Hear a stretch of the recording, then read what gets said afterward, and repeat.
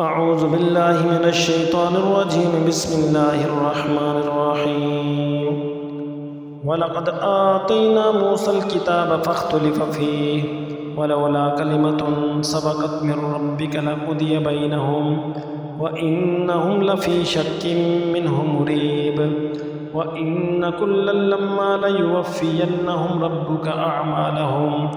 إنه بما يعملون خبير فاستقم كما أمرت ومن تاب معك ولا تطغوا إنه بما تعملون بصير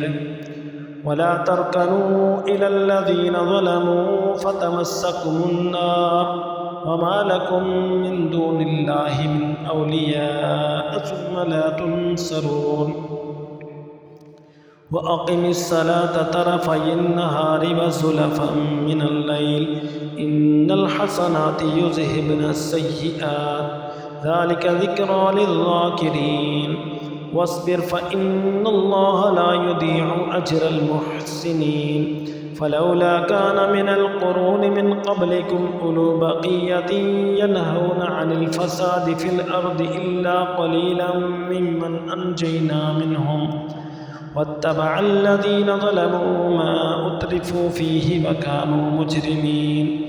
وما كان ربك ليهلك القرى بظلم وأهلها مصلحون ولو شاء ربك لجعل الناس أمة واحدة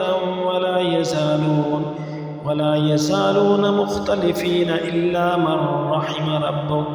ولذلك خلقهم وتمت كلمة ربك لأملأن جهنم من الجنة والناس أجمعين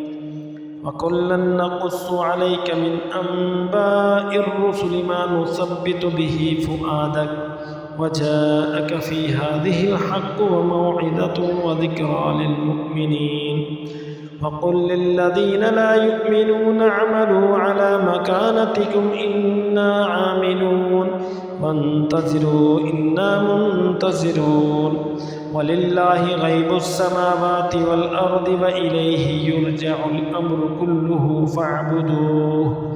فاعبدوه وتوكل عليه وما ربك بغافل عما تعملون صدق الله العظيم.